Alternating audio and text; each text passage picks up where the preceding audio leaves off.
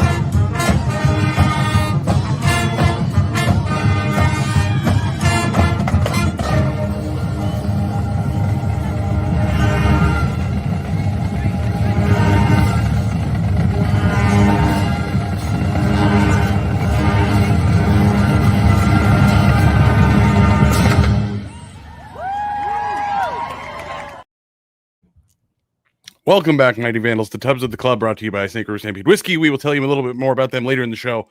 We are the Vandals affiliate on the Big Sky Podcast Network. I'm Dallas Hammer. That's Brian Marceau.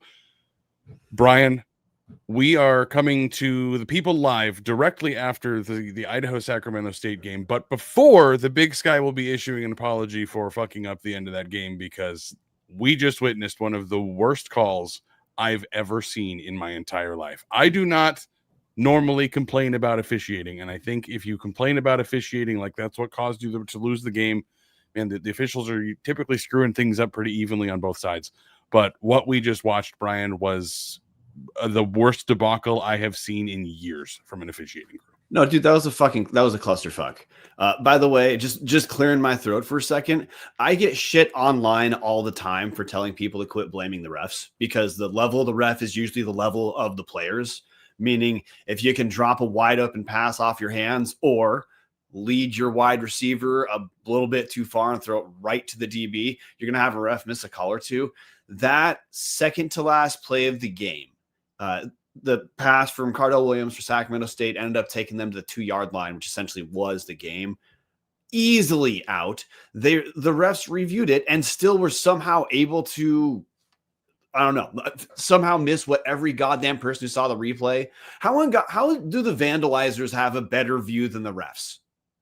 Well, I would say that's because the absolute dog shit camera work in the Sac State Stadium tonight. It was absolutely atrocious. But when you see that video from, again, you guys can go see it on Brian and I have retweeted many pictures and videos. The Vandalizers account is the one that has the best video of it. It's on the sideline, pretty much where an official would be standing actually, and you can see the guy catch the ball clear as day. 1 foot is a full 1.5 feet out of bounds. He comes down and his elbow touches inbounds after his foot has been down for about 1.5 seconds, and then his ass falls completely out of bounds. And somehow they reviewed that and determined all good. 1st and goal from the 2 with 17 seconds left, rather than what it should have been, which would have been 3rd and 2 from the 20 with, again, 16 seconds left. But instead, here we are talking about a Vandal team that has just lost what should not have been a loss. We are going up, obviously, against the coaches' post-game press conference. In the post-game press conference, I'm getting breaking news from Tom Kendall, who says, Ford says on the radio show, this game was taken from us. And he's not fucking wrong. If he gets any sort of ding for that, that's going to be complete bullshit, because Brendan Marion can come out there and talk all about how Sac State, the officials are out to get Sac State. Look, there should have been a handful of plays at the end of that game that should have been Sac State taking shots at the end zone trying to score, and instead it was all ripped away by pure goddamn incompetence, Brian. I don't have anything to add other than, missing that call is a big deal. Ford's lucky because he's in his first year, right? Mm-hmm. But if you're a borderline coach, that could lose you your job. Yeah. So, yeah. Anyway. And the best we're going to get from it is the Big Sky saying, there was an error. We will look into it and determine sanctions for the officials, or something stupid like that. Brian, obviously we've buried the lead here. Idaho falls to Sacramento State 23-20 in what was, as you coined it in text messages to me, the best worst game of all time. And boy, did that ending sure live up to that. But before we get to that, guys, we got to get through one of our favorite sponsors, at least in the top 3. If you are looking for a great all-inclusive week-long vacation, do not look past your backyard. Hughes River Expeditions has been Vandal owned and operated since 1976, and they're ready to take you on the vacation of a lifetime. Enjoy a multi-day trip down the Middle Fork of the Salmon, the main Salmon River of no return, the Salmon River Canyons, or even the Selway. And you can check out special trips like one to see the Perseid meteor shower. Camp on pristine beaches, run amazing whitewater, hike scenic trails, spot wildlife, soak in beautiful natural hot springs. And like I'm always saying, Brian, fish the most remote stretches of river in the entire United States. Just bring your clothes. HRE is going to handle everything else. Grab a paddle, catch dinner, and ride the bull all throughout the Gem State. Call them now, 406-540-4450, or check them out at hughesriver.com. Brian, I don't even feel like going through what we normally go through of what went well, what didn't go well. I feel like this is just going to be a really weird post-game recap because of there's multiple very big storylines in this game, but I'm going to let you take the wheel first, and then we're just going to produce in public from there. Well, there's the clear 2 things to talk about are the overall offensive effort and the defensive effort. And I want to say for the second week in a row, I'm going to start on the defensive side of the ball. Sacramento State averages 40 points a game in Big Sky play. And without really much help offensively until around the 4th-ish quarter. There was some help, but nothing meaningful or nothing capitalized the way we expected to. Idaho still held Sac to almost half their average. Idaho, look, they gave up some gash plays for sure. There was a little bend, don't break for sure. But overall, Idaho defensively, I thought this was a pretty strong outing, especially factoring in how little help Idaho got from the offensive side for a very, very long time. Sacramento State has made no bones about it. They are going to, if you're a run the damn football guy, this is your team. They rushed it 58 times for 282 yards and a touchdown. It's just wild to see that Cardell Williams, who looked, he had an iffy pick taken away from Dylan Lane, but It's pretty wild to see that Cardell Williams went 14 of 18 for 176 yards and a touchdown. He only threw it 18 times because at the very end of the game, Sac State had no choice but to pass the ball. Brennan Marion wanted nothing to do with relying on his quarterback, which was the weakness on weakness matchup. And all things considered, Idaho did a pretty damn good job. Look, they get 3 sacks. They have 9 TFLs on the day. They gave up, in total 282 rushing yards overall, but Sac State's a very good Big Sky offense, in spite of having dog shit quarterbacks who, by the way, got to go against. We know Idaho's secondary is not good. It was never going to be good this year. And part of what defensively did let Idaho down was predictably the secondary, that final drive of the game, right, Dallas? But picture. Small pushback. I would say that also the coaching left things to be desired there too. But I'll let you get to that part. I don't disagree, but generally speaking, the front seven, they were tested and they looked gassed heading into that third quarter. And time after time, the Vandal front seven came up with huge stops. So again, we're on the record. Idaho got fucked out of a win here like that because of that call. And what would have given Idaho that W was a very strong defensive outing for pretty much the entire game. Yeah, no, I mean, it was pretty much the entire game. And Nick Weber, just get into the comment section to say exactly what was about to come out of my mouth. The secondary did not let the team down on that last drive. 3-man rush did. The secondary has improved significantly this season.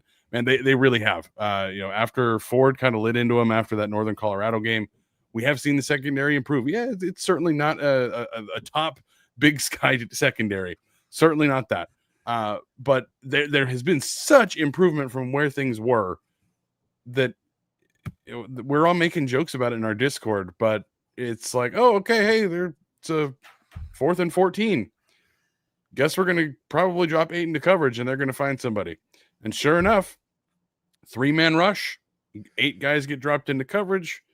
Cardell Williams gets to pick apart the defense like he's Peyton Manning. And lo and behold, here we are talking about an Idaho loss. Now, again, we can go back and litigate.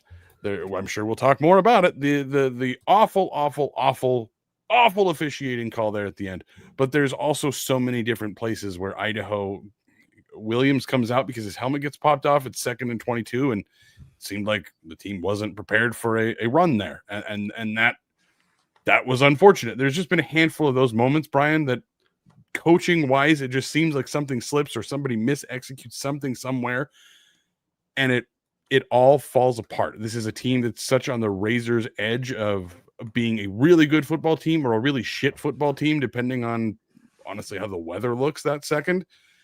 And here we are. Nick Weber again. That weak pressure on that drive was telegraphed like a damn bat signal pre-snap. No need to worry about setting your protection because the quarterback has 15 minutes to stand in the pocket. I mean, that's exactly what it was. It's preventing yourselves from winning the football game by dropping into 8-man. And it's so goddamn irritating, Brian, that this has been the story of this season. The defense plays incredible and has been very good against Sac State. Has been averaging 40 points a game in Big Sky play. Again, 300 rushing yards a game, essentially. Like Idaho did what they needed to defensively to win this game. Offensively, there were a fair amount of struggles, but when it came down to it, and there was a big play that needed to be made, Sac State made it, and most of the time Idaho was rushing 3 guys and not making it that hard on them. Yeah, I mean, look, you and Nick Weber are a slightly different version of what I'm saying. You guys are saying adding an extra guy in coverage has never worked for Idaho. Like the gaps are still too big, and the quarterbacks are getting too much time. Even a guy like Cardell Williams, who his coach has no trust in him. If you have enough time with no pressure against Idaho, you will find someone. And Sac State does have talent at skill positions. Something that, by the way, like for Idaho is down. I mean, I'm counting Lanieta Alexander Jr. because he is injured, right? And he would have been a starter. Idaho was down 5 receivers for this game. So Sac State did not have that issue with their skill position guys of being down 5 receivers and it's down. I mean, look, Eli Cummings played 1 play took a real rough hit, and then Eli Cummings played 2 plays, took a rough hit, then we didn't see him the rest of the game. So essentially for Idaho, they're number 1, number 2 running backs out, and we've litigated this many times. Nate Thomas clearly has a cap on about how many hits he's going to be able to take in a game. So this was Idaho decimated on the offensive side of the ball. Maybe they're a team that you can say, hey, let's put 8. Let's rush 3, have 8 guys hang here. We don't think people are going to find a spot. It's all freshman wideouts right now. That's not happening anyway.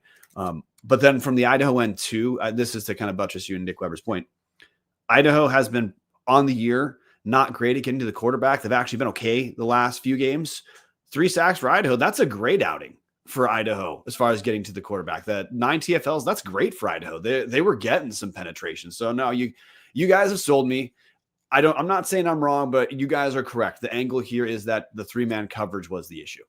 Mm-hmm. Like it just, and I think that's what's so frustrating, Brian, is if we take the instant reaction out of this and the emotion and rage that I have just boiling through my blood right now, we take this step back and talk about this like Tubbs 2.0 did.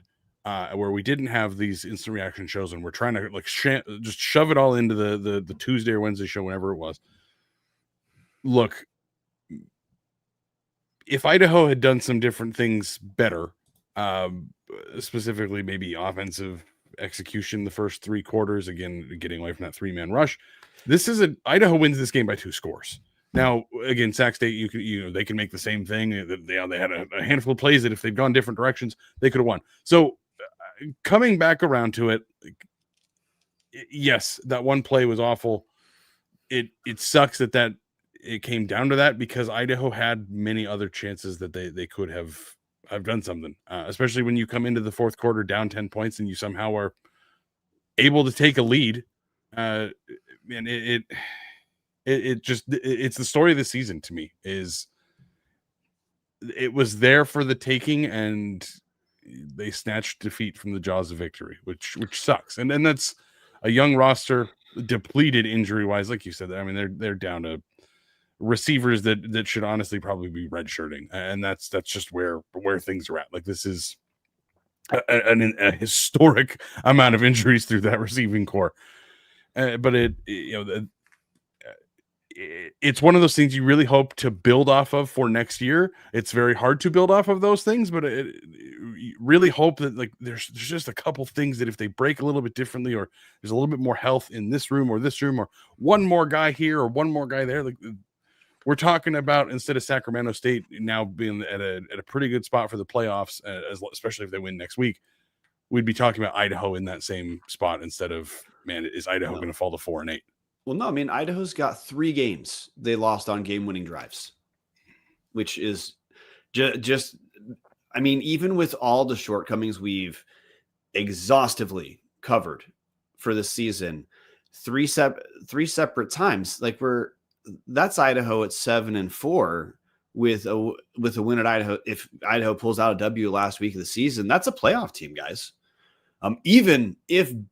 With that example, that's like 3 plays being different in the entire season that separates this team from being 7-4 right now. Which I'm not saying that'd be the best thing in the world for Idaho, because I think some of the losses I believe are going to be long-term good for this team and this coaching staff. One of the things, it's crazy that this lead is buried, Dallas. Matt Linehan was on the sideline, guys. We talked about it because there were rumors about it, but Matt Linehan calls plays from the booth. He was not in the booth today.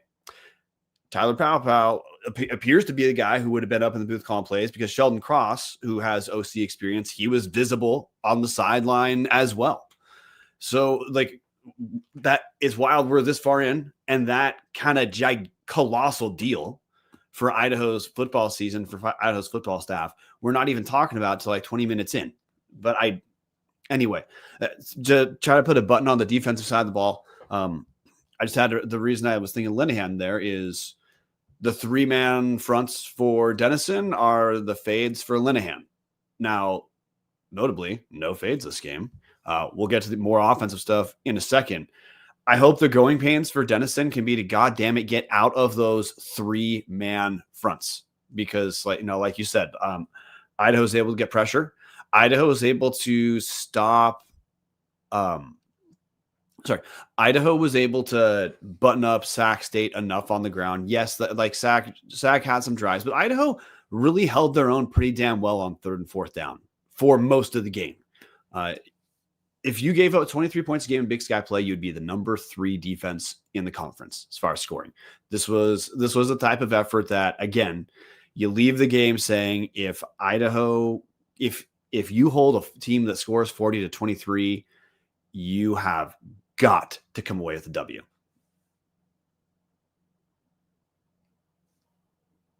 You are on mute, I Dallas. am muted. It's because I got so excited about reading this one.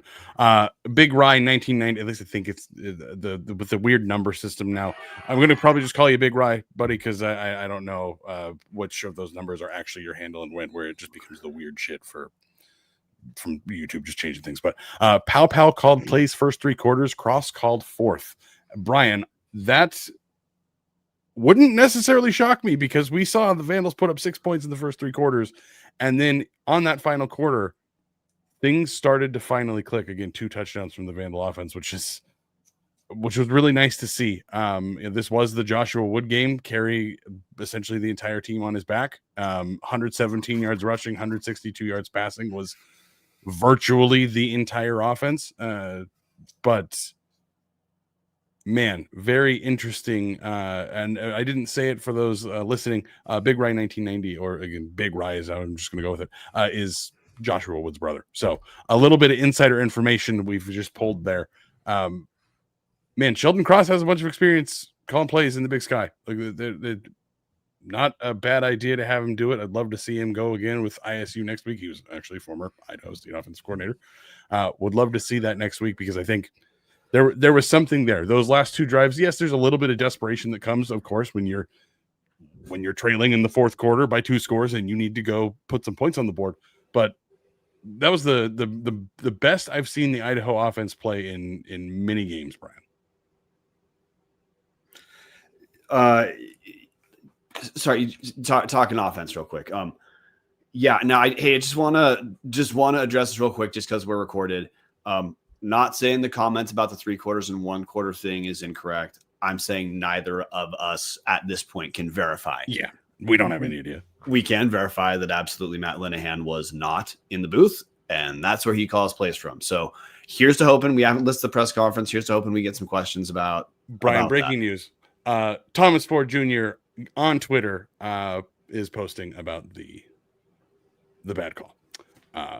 Posting absolutely no words with the pictures and video of what happened. So sorry to cut you off. We are obviously doing this as there's things developing more and more. But Thomas Ford is at least getting online and has posted the video of the guy being out of bounds. So we're going to fire off a good old like and a retweet of that one because holy goddamn, that is so bad every time I look at it, Brian. Anyways, back to the offense. What did you like about we were obviously messaging throughout most of the game. What did you think of what the offense was doing differently? Did you like it? Did you hate it? What did you think? Give me this infinitely over what we'd gotten from Linehan the entire season. Now, it took a while to put things together. And, the first 3 quarters, we kind of had an intersection of some struggles Idaho's had all year. One, Joshua Wood was very effective running the ball throughout this game. Idaho didn't really commit to Wood rushing the ball like, hey, we need to ride this to win until late. And we know, look, you and I have openly talked about this. Wood laterally does not look like he is as quick as he was earlier in the season. It doesn't shock me to say, like, if his knee's not 100%, we don't want to ride that guy and lose next year, assuming Joshua Wood comes back. Or the other one, if you're just a coach who actually cares about the lives of your players, even if the guy may leave, you don't want to screw a guy of a year or maybe their career because of an injury the person did not need to have. So, like, just want to acknowledge that there may be reasons to not always rush him as much as all the fans would like to, just because of his productivity, and sometimes as much as we would like to because of his productivity. But look, the first 3 quarters, the passing game was clearly where Idaho had to go, or Joshua Wood running the ball, because I know Idaho didn't rush that much in the first half, but they got nothing out of anyone who wasn't Joshua Wood. There was no reason to be giving other guys touches in the first half. No one was productive. Now, the passing game, it was up and down in the first half. Idaho had 2 separate drives that ended off of Wood mistakes. Wood threw a pick, and Wood on 4th and 4 missed a dude. Sorry, it was his 3rd down, because then Idaho kicked a field goal afterward. But anyway, missed a guy on a quick slant. I think it was Noah West Bronco. Just missed him. Bronco was open. Wood just missed him. That was it. Mm-hmm. So look, I mean, not saying like now part of this was Joshua Wood issues, missing guys, but I talked about earlier, Idaho's down 5 wideouts. Good God, were there a ton of Idaho drops in the first half. Yeah. So it was kind of like that NAU second half where the passing game couldn't get going, but it couldn't get going because it was an intersection of, Wood missed some guys, but then guys drop passes off their hands, and this is the downside of you're down 5 wideouts. You're playing guys who, if this was who realistically shouldn't be on the field, at least some of them, we can all have a math, right? If you're down 5 of your top 6, well, that means your number 2 is your number 7, essentially. That's a pretty big promotion. So that offensively, it took a while to get going, but the things that I liked of the passing game, a lot more quickly developing plays, a lot more short passes, play action. We probably had more play action today than we had the entire season combined. Yeah. It took a minute to materialize, but if this type of play calling had been present throughout the season, pencil in Idaho for at least 2 more W's. And now we'd be talking about how Idaho just got screwed out of the playoffs because of that one call. Exactly. But or we'd be in a situation where Idaho rolls into this game and wins by double digits quite handily because the offense is clicking. You mentioned Wood missed a couple of those quick slants on that RPO where he just kind of sailed it over him a little bit or overthrew it a little bit. Obviously you want to see that dialed in, but also I don't know if he's been practicing that because we sure haven't seen it in the first 10 games. So it's one of those things where it's like, man, I've been talking about this all year long of like wanting to adopt some air raid concepts, get some screens. Man, I don't know why there's not a mesh concept being run every other play. Doesn't make any sense to me. But I from what we've seen out of Joshua Wood, man, I feel like that's gonna work as long as they keep sticking with it. Who knows what's going to happen with the offense? As you mentioned, Matt Linehan was very obviously not in the booth. He was very obviously on the sidelines. I don't know what's going to happen with the Vandal offense. Obviously, coaches are on, other than Thomas Ford, are on year-to-year deals. Things can change, especially when there's a quite obvious co-offensive coordinator position or whatever is happening. But man, some of the things we saw, especially in the fourth quarter tonight, some of the things we saw can work, especially when you are throwing to guys that are healthy. Brian, without looking at the stats, which player do you think had the most catches for the Vandals tonight? Oh, Jesus. 82,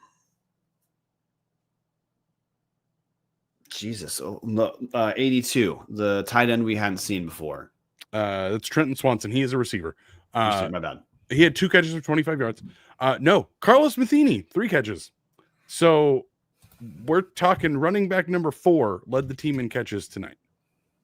That's like that. That's the extent of the Vandal injuries at the skill group, which is a problem. There's a lot of ways to win football games, and not many of them are with your 4th running back taking the most catches because you're down to a rotating cast of who's available this week because our 2 deep is essentially just wiped the hell out.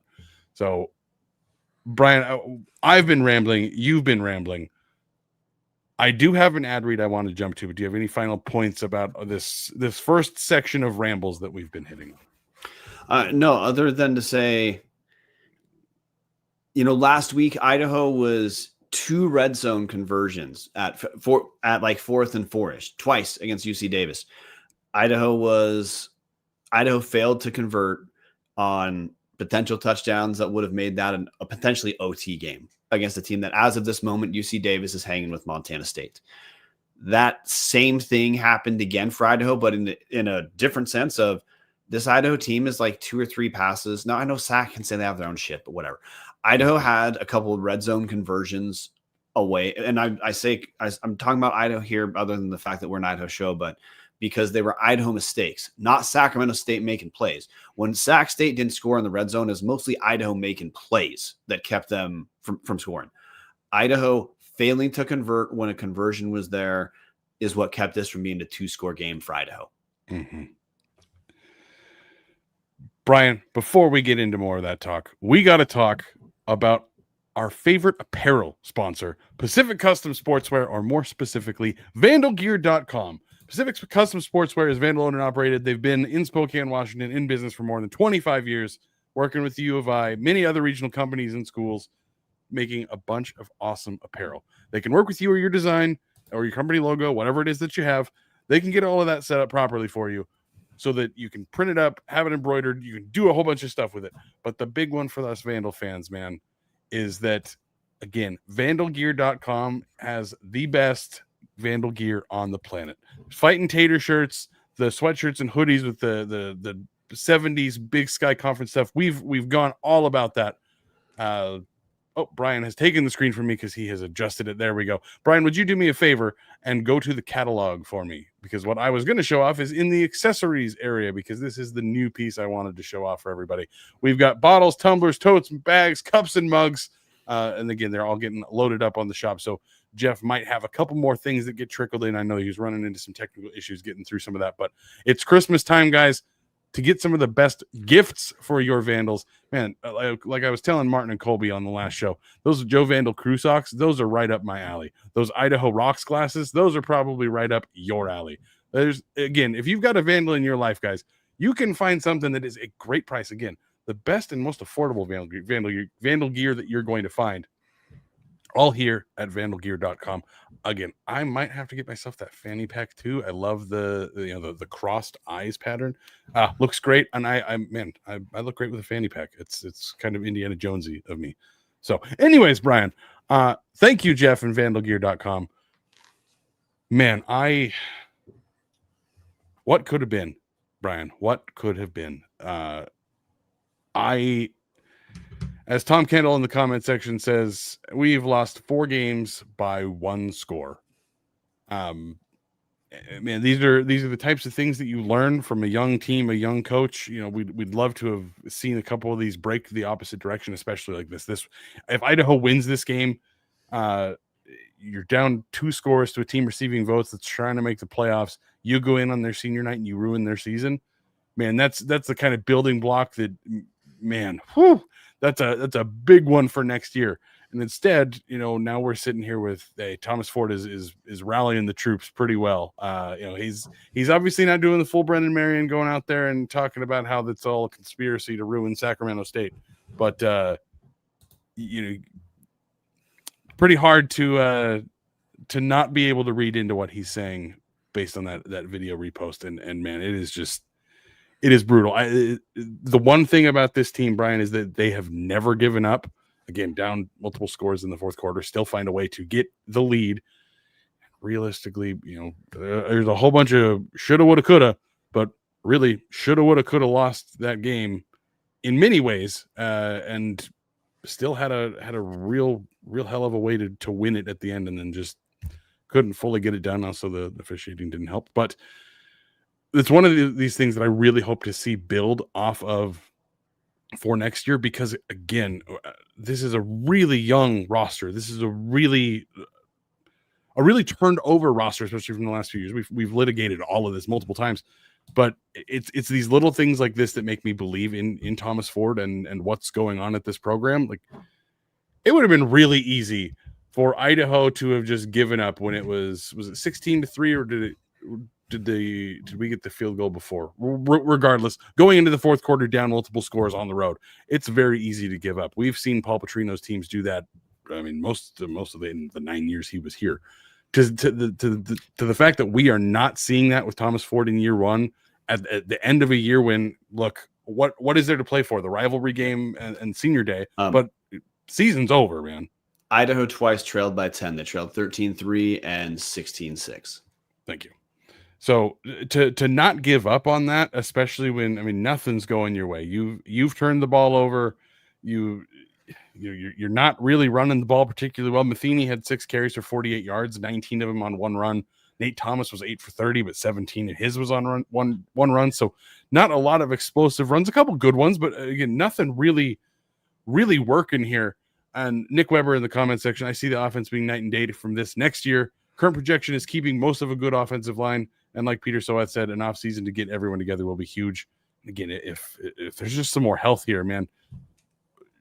Jesiaro was out. Harsty's been out forever. Junior Alexander is essentially not playing this year unless he somehow magically comes in for senior day, which I would not expect at this point. Marquand McCraney missed most of the season. Like, it just at a point where, what do you do at that point? You know, even the Vandal years of the last 3, where you had, you know, playoff runs. Yeah, the offensive line was typically pretty dinged up, but the skill players were never. It was never this. The top guys were always there, always healthy. Maybe a little bit dinged up. Jermaine Jackson was maybe not always the most healthy guy. Therese Traynor obviously missed some time, but you know, at the end of the day, the guys catching the passes were out there, and right now it's just throwing bodies at what is just a hole that just keeps stealing more and more of them, Ryan. I mean, co-signed. That's part of why I thought. I mean, I was curious how you would feel offensively about Idaho, but I just want to hit on this. We have not listened to the press conference, presumably because everyone in the world saw Matt Linehan on the sideline. Presumably, Ford will have been asked about, you know, what's going on there, but being willing to switch up play callers, especially with a guy who Matt Linehan is, who he means so much to so many Vandals. A lot of us were really excited about him being named OC. Everyone wanted it to work. There's a lot of pressure if you're going to make that change, and want to credit Thomas Ford. If you're willing to do that, that means what you care about is winning. And I think this offense, it didn't capitalize enough, but there were so many things to me today it felt like this was so much closer to what this team needs to be with Joshua Wood at quarterback. And that even this game, just even with things not down 5 wideouts, down essentially 3 running backs, look, they had to go to Carlos Matheny. Idaho wouldn't go to Carlos Matheny this year until there was absolutely no option. No put down to the guy, but that just tells you the level of trust that the staff had in Matheny until there was essentially no option. But hey, Matheny did play well. Like, hey, credit to him for showing up when his number was called. Yep. But in spite of all those things, to me, the play calling through this game, especially the fourth quarter, this is where this team needs to be. And now we can talk about individual improvement will be what kind of takes this team from 4-7, maybe 5-7, maybe 4-8 to getting into that first round of the playoffs next year, assuming assuming some recruits capitalize, of course, and some guys like Art Williams come back and produce the way they previously did. There's always a bunch of ifs that I think we will all be a little more cautious about projecting into the season, which is actually just funny for us because we usually were pretty cautious about projecting stuff into the season. But hey, and then we made that mistake this year. Whoops. We did. But being able to pull the trigger on that's a big deal. So, I mean, I think I absolutely feel like today and last week, even with so many things not working those last 2 weeks, I feel like you saw the foundation of a team that could be very, very good in the Big Sky Conference. So, yeah, ugly game, yes. A lot of things not coalescing the way they would if this was a team that was destined to make the playoffs this season, right? Like, you know, Idaho being up and down, even when things were kind of working today, that sounds about like a sub 500 football team, right? So, I mean, the Idaho played like the team they are, but they're not that many improvements away from a pretty damn big turnaround. I've just said 1,000 times, I'll say it again. I do think some of the losses were important to get Idaho here. I mean, Thomas Ford had talked in multiple press conferences about Matt. He didn't use Matt Linehan's name, but he obviously was talking about Matt Linehan's unit. multiple times, showing frustration at the level of production. And still today, they didn't produce enough. Idaho needed to come away with more than 20 points. Maybe they shouldn't have kicked that field goal early, and should have taken a touchdown then. Honestly, maybe both field goals Idaho should have just gone for it anyway. But whatever, it was still a winnable game against a team that is that has a very good chance of making the playoffs if they pick up a W next week. Idaho is most certainly not going to be in the playoffs. We absolutely know that. But I mean, this game, especially offensively, to me, I at least felt like finally the trend line schematically is moving in the direction that this talent needed it to do. And phase one is knowing there's a compass pointing north to feel like you can project internal improvement being enough. Yeah, Brian, I thank you, by the way, for pissing me off even further, because we had so much happen that I completely forgot that Idaho kicked 2 fucking field goals from the 5 goddamn yard line. What the fuck are we doing? You're on the road with a team that does not score points particularly well, has been historically struggling with that for the last 10 games. You are on the road in a game that does not matter. Losing this game, winning this game did not change the fortune of the season. The season's fortunes have been changed. Yes, the game matters in so many different ways, and the different ways guys are getting extra snaps, and there's so many different ways that it affects the season outside of just win and loss. But win and loss, this game didn't mean a goddamn thing. So why are you out here kicking field goals? As Nick Weber says, hey, we made 2 field goals. Tom Kendall says it almost worked though, Dallas. Well, it did almost work, but also, if Idaho scores a touchdown at one of those 2, Idaho has now scored more points than kicking 2 field goals. Even if you turn the ball over on one of those and you give it to Sacramento on their 5-yard line. Again, you could give Sacramento the ball on their 5-yard line, and maybe they don't go down and kick their own field goal because they have to go 95 yards instead of 60 yards. There's so many things that change here, but Idaho real estate, how many games have we lost the last 2-3 years not taking the field goal? That's a good question, because Jason Eck was obviously very, very, very much not conservative. He was the Rob Akey of, hey, we're going to go for it pretty much any time that there's a chance for it, which is great. Sure. Yes. But for me, there's a difference between taking the points when you're in the red zone and taking the points when you're inside the 5. Inside the 5, that's never going to make sense to me, especially in the instance where, okay, you're kicking the field goal to make it 6-3 at the half. Is that really different than it being 3-0 or 6-0 at the half, or maybe even 7-6? They weren't going to drive the field 95 yards. So just one of those things, Brian, that I struggle with that, because it's, again, we're seeing the margins for this team are so thin that all it takes is a 3-man rush on a 3rd and long or a 4th and long, and all of a sudden, shit, looked like Idaho's going to get the ball back, be able to run the clock out, maybe win this football game. Nope, drive continues. Oh, drive continues again. Oh, drive continues again. Same exact thing as Nick Weber says, and this is the smarter way to say what I'm so frustrated about. 1st and goal inside the 10 when Rocco and Kinch are on the sideline is absurd, and that's where I run into things. That was working well at the beginning of the season. Why did we not see that? Why didn't we see Kinchlow when it was, hey, there's 4 yards, let's put in the guy that gets 2 yards. Have him go get those 4 yards. That's 2 plays. I don't know, Brian. I'm frustrated, irritated. I guess like the little pushback I have is, I'm going to go back to Idaho real estate's point that we still have on the board of how many times Idaho would have gone for it in the previous 3 years. And like the one pushback is, yeah, but they were stable at the play caller level. They also were not down the level of skill position players. They had some historically good Vandals on those teams. I'm not saying I disagree with the premise that I wanted Idaho to go for those, because Sacramento State, they're scoring 40 a game. You don't know you're going to hold them to what should have been 16, right? You don't know that at that point in the game. And this seems like a team where Idaho should have said, like, hey, we got to make some plays happen, or we're just not going to come away with the W. But to be fair, Idaho should have won this game if they don't get screwed by the refs by taking those field goals. Also, Idaho, if they capitalize on open plays, these were Idaho mistakes, at least one of those is a touchdown as well. So I understand the point being of, like you said, Dallas, their margins are so narrow.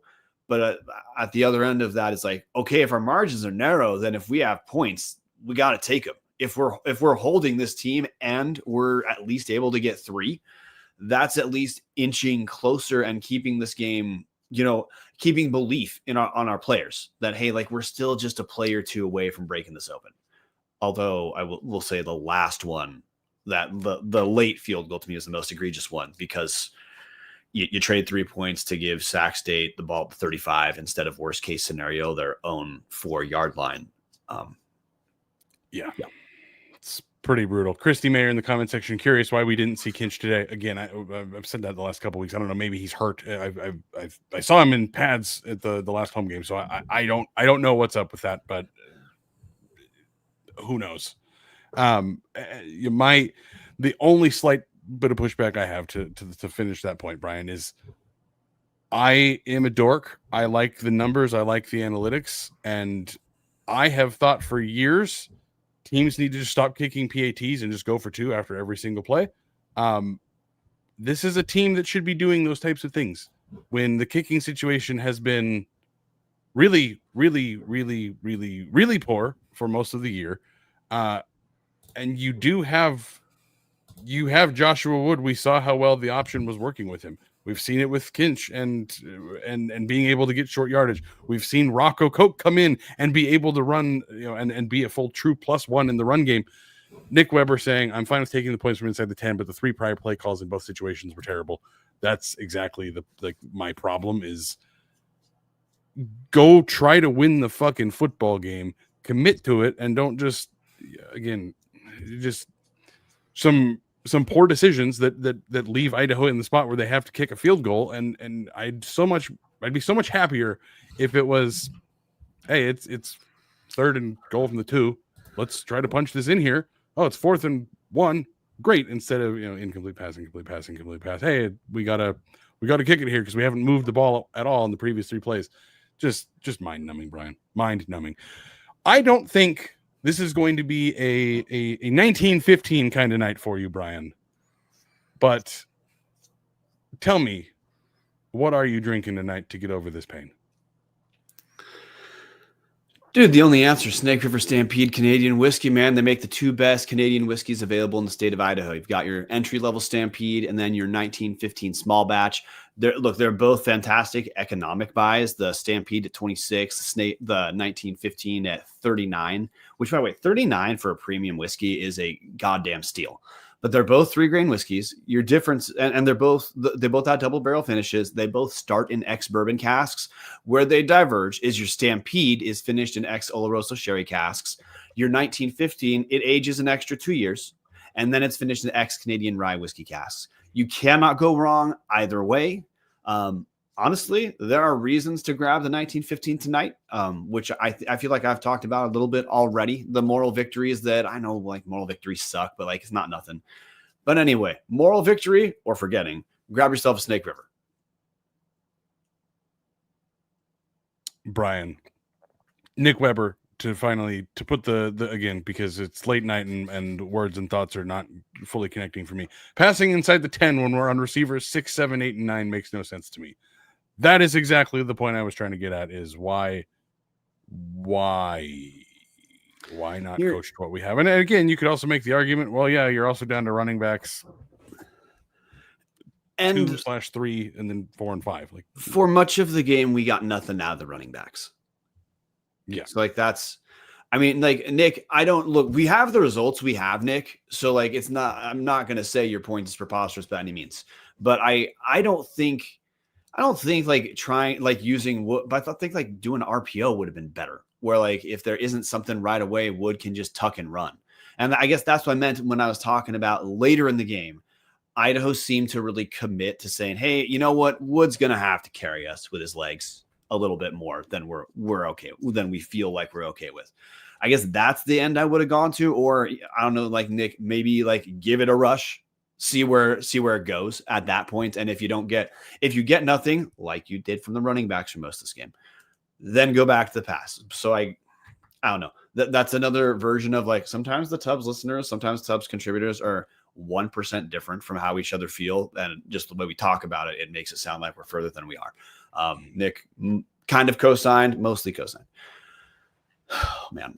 I guess the thing that I'm landing on before I filibuster you from Players of the Game, Dallas, is I guess I'm curious about your take offensively. Because I mean, I've given mine, which was Idaho didn't capitalize enough. But if this is what Idaho had been doing from day one, I think this is a team that has a couple extra W's for sure.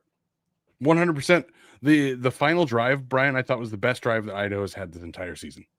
And it all started by this is the, like, bear with me because this is the absolute most insane thing to think of. Joshua Wood is the quarterback. He takes the ball. There's been a significant amount of option plays this game. He starts going like it's an option and then fakes the option and throws to the wheel route downfield that's wide fucking open because the Sac State defense thought, oh, this is going to be an option just like it has been the other 10 times. And look at that. You went against your tendency. You tricked the shit out of the defense. You immediately get a 17-yard play to start your drive. And obviously there's already momentum from stopping them on 4th and 1, which was obviously a huge play when it happened. So there's already momentum on your side. But then you immediately go and punch them right in the face. And then what happens? Nate Thomas gets a couple yards. Joshua Wood takes off, gets a huge scramble. And all of a sudden it's like, hey, look, Idaho's making positive progression on every single play instead of what has typically been happening of, okay, it's 1st and 10. We're going to run inside zone or duo. We're going to send it right up the middle because nobody's going to be prepared.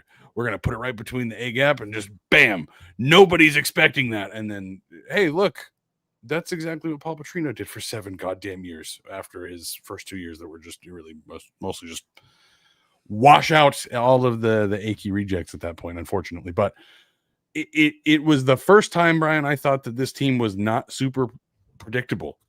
You've already mentioned the huge changes in play action, the huge changes in look, there's a lot more short throws happening, which again is certainly going to happen with receivers when you're already, the top guys are already struggling to get separation. It's definitely going to be a lot more shorter routes for the younger guys and the lower on the depth chart guys. But where is this? Why was this not something that the coaching staff was really doing the first 10 weeks of the season? You know the answer. I know, Brian. It's more of a rhetorical question of like, why did it take till now and a personnel change, or excuse me, a coaching change for this to be like something that would happen? Like, and back in, I know you're not a video game guy, but back in the old days, the NCAA football games, I think even Madden might have had it.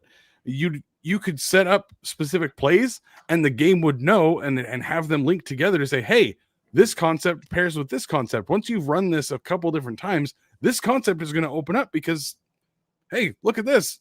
They're going to expect you to run this off tackle run. And instead it's a PA rollout and you have just completely destroyed them. And it's stuff like that. Just the complementary football of making sure your playbook is cohesive and building towards something.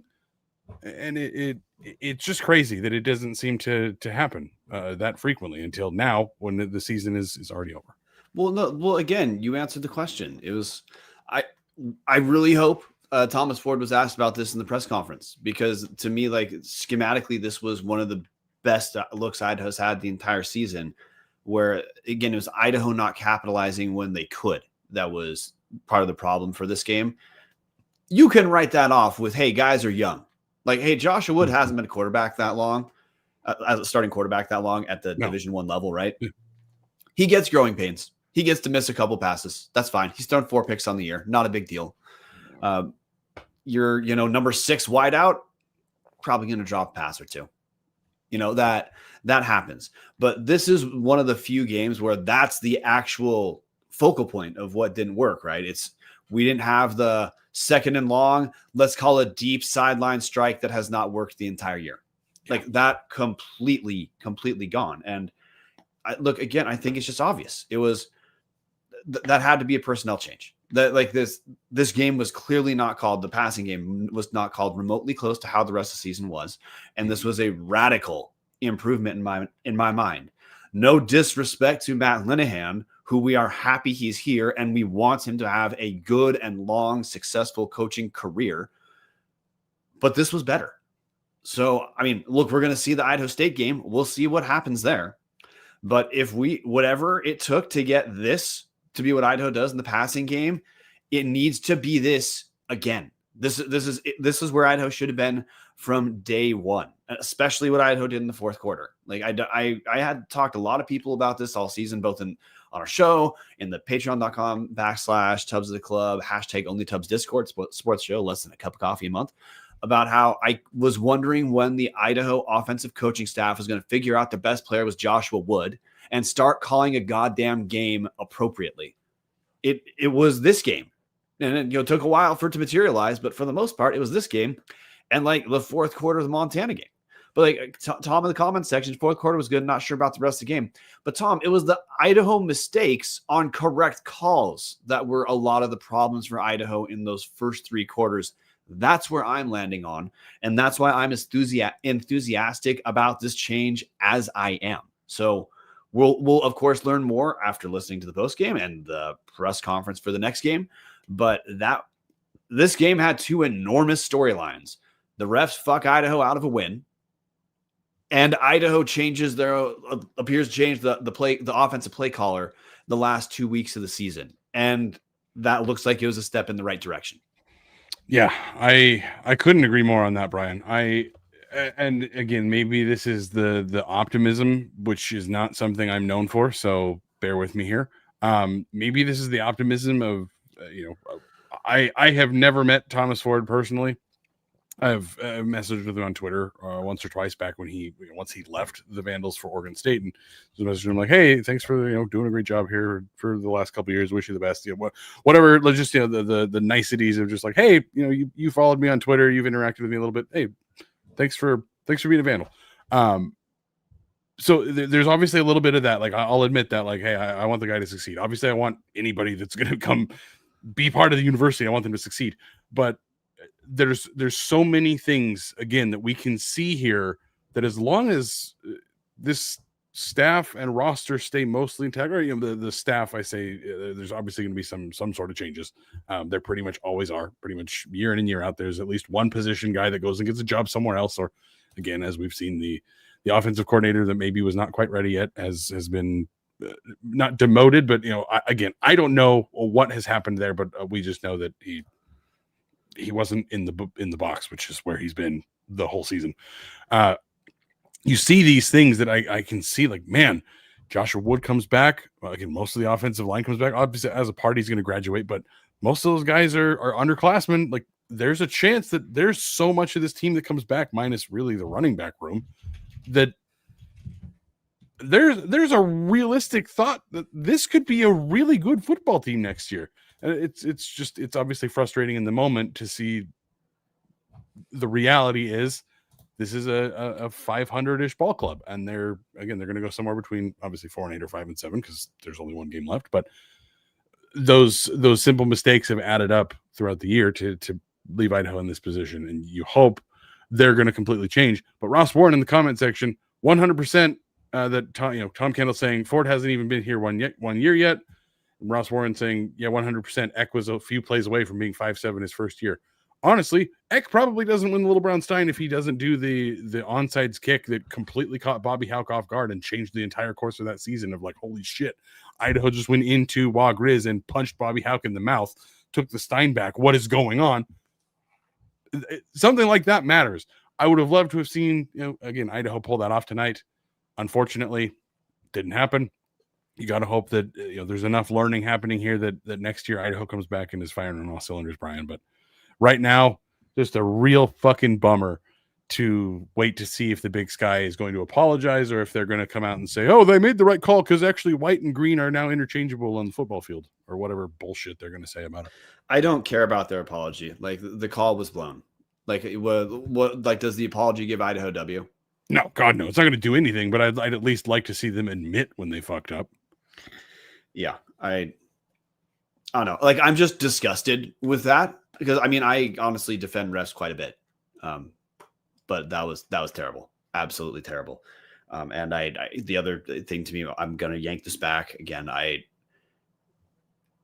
really think it was a tough call for Ford to change play colors like that. I mean, what because what Matt Linehan means to Vandals. And like they obviously had a good relationship from having worked together previously. That's a really tough call in my mind, a necessary call. Obviously, this was better. If this is where Idaho should have been from day one, but I want to give credit to Thomas Ford on this show. When your team is sitting sub 500, there's a lot of times online, a lot of times on our shows where we're talking about things that we think are mistakes, or we think should have gone better. To me, this was obviously the right call. We're going to see next season how this ultimately resolves. But credit to Ford for making the call the way he did. And Idaho should have left Sac State with a W, man. Yeah. And that's been the story of the season, right? It's if a couple things break differently, Idaho's a playoff team. As Captain 58 says in the comments, with some quality play calling and a correct call on that out of bounds catch, we're a playoff team. Smith 9390 again. I apologize. I don't know the YouTube numbers are all weird now. He gave Linehan most of the season to prove himself, and he did. And it was the same thing I gave him a shout out for the way he handled spring ball. All the quarterbacks that weren't Jack Lane came back. He tried them, decided nope, this isn't going to work. Went and made a change. Gave the guys a chance to do it. He did the same with Matt Linehan. I mean, I'm still, as Nick Weber says, still all in on Ford even more after he made that decision in season. Man, that like you said, that is a tough thing to do, to have to go and tell somebody, hey, I don't know what that conversation was. I'm sure it wasn't you're fired, because obviously he's still on staff and he was obviously still there in Sacramento, but going to a guy and telling him like, hey, this isn't working out and we're going to have to move some stuff around. I've had to do that in my professional life. I don't talk too much about it, but I am in management. I have had to do some of that stuff, and it sucks. It really sucks to have to go down to somebody and tell them like, hey, you're just not getting your job done well enough and I have to replace you. That's a shitty thing to do. But as Nick Weber also adds, we all know Ford has no top cover on a decision like that. So the fact that he went and did it in season when it was very apparent that changes need to be made, and I still have a bunch of real belief in the direction of this football program. Just sucks that this year wasn't as successful as we all wanted it to be. It does, but the pushback I'm going to give is that growing for most people, for most programs, your growing pains don't come with a bunch of wins. Like most teams, your growing pains come from losses. Mm-hmm. And if after next year, Dallas, if it turns out, Idaho, they just needed a year to work some shit out. And then next year, this stuff is resolved and the team's good, then you say, yeah, it was worth it. It was worth it. And we all knew that Ford coming with his level of experience the levels he had coached at previously, that you should assume some growing pains. And with super less experienced coordinators overall, that was a recipe for we might chalk up some else that we wish didn't happen. But I do feel like we've seen some material changes on both sides of the ball now that give me reason to say, no, like they're through the growing pains. Now it's gonna be better next year. Part of it's getting healthy, better guys at some key positions, and that's what'll fix it. Dennison is still on notice for that 3-man front at some point, but overall, the offense has let Idaho down far more than the defense for the majority of this season, and that's obviously where like the compass wasn't pointing north. So this was the only thing to do. So I want to give Thomas Ford a ton of credit for doing that. Yeah.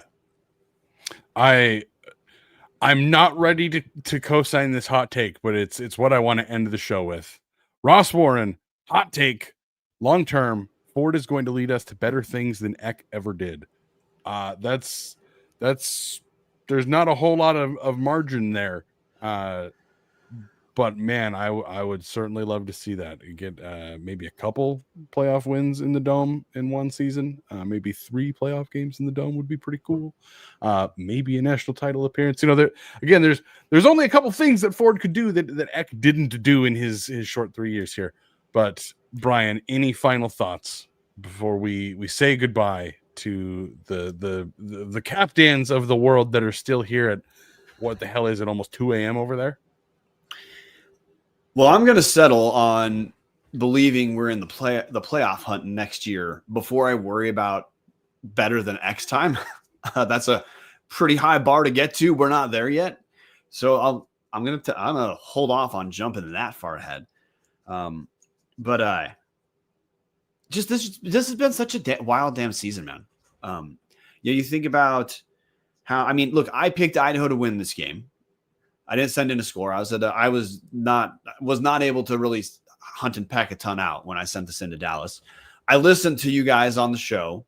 You guys did not sound super optimistic overall about Idaho. Honestly, like the picked scores were flooring compared to the discourse prior to the picked scores. Not a put down. Minor pushback. I specifically wrote in the outline and did not talk about it enough. Prone to self-inflicted wounds in big bold letters next to Sac State in our outline. Didn't talk about that point of like, hey, Sac State's going to fuck some shit up. That's why I thought it was going to be close. Anyways. Yeah, but Sac State's they control their own destiny with making the playoffs right now, and Idaho should have picked up a W. We're this far in the season, and still this Idaho team, I think it's safe to say, like when I grade the entire Big Sky, Idaho's not going to have a fantastic grade because Idaho, I believe, has underperformed for various reasons we've talked about at various times. Idaho has underperformed what they could have been this season, but still, what, four plays from being potentially 8-4 on the season, man, that's crazy that there's that razor's edge. Now the big deal is to get to the point where you got some margin for error and you can have a few things go wrong, and who gives a shit? You still made the playoffs. But that's just not who this team was. That's not who this team is. I will say this has been like the most fun sub 500 season I have ever covered on Tubs the Club for Idaho. So whatever. Yeah. Yes, Dallas. Without beating the dead horse, I think the different coach that is involved in the losing season, it probably has a shitload to do with that. Right? It has a shit ton to do with it, of course. This is still a very likable team with a bunch of very likable guys who we like. Look, we would have had more fun if Idaho had more wins. They would have had a more fun season if Idaho had more wins. But we are where we are. Idaho's 4-7. Look, they'll finish 4-8 or 5-7. That's it. This is a sub 500 team when all's said and done. But still, man, I feel like I don't feel like I'm being Martin here right now when I say this game. If Idaho is turning things around next season, there's a few games from the 2025 season I think you'll be able to point to say, hey, this mattered. Yep. This loss and the lessons learned from it mattered. Like you've covered UNC. I think honestly, Eastern was really what launched us towards, there may actually be a change if things don't turn around right away. And then this game, change offensively. Yes, they got to get better, but it's not quite there. But I really do believe this loss will be it's a shitty loss that I do believe this team has put some things together and will be better for it. Mm-hmm. One thing we didn't mention at the very beginning of the show, because again, it was a little bit of chaos and seeing red at the beginning, but 2026, Idaho only has one FBS game. I did not catch who mentioned it. And the scroll through StreamYard is not great on trying to get back to the top here, but somebody pointed out, and again, please, if you're still listening, jump in and tell me that I'm an idiot for not saying this earlier. San Jose State is where we lost Art for the year. San Jose State is where we lost some guys. I think Kinsey was also lost in San Jose State. So that second FBS game really was kind of when Idaho took some knocks, and that's happened multiple times in the last decade. Only one FBS game next year, so maybe we get a little bit healthier, maybe a little bit luckier with that health. And the schedule's not going to be any more easy. You get both Montanas. You get UC Davis again. Like it's not going to be any easier, but you do at least have only one FBS game. So maybe, just maybe, Brian, things are going to be a whole lot better for the Vandals in 2026. But it is almost 1 a.m. for Captain out in the mighty SIP. It is almost 11 p.m. for us here on the West Coast. I am going to go cry myself to sleep after this loss. Brian, I'll see you on Thursday for Little Brother Week. McLean in the comment section saying he misses Paul Petrino. I cannot understand why. We will see you guys very soon. V's up and go Vandals. Go Vandals.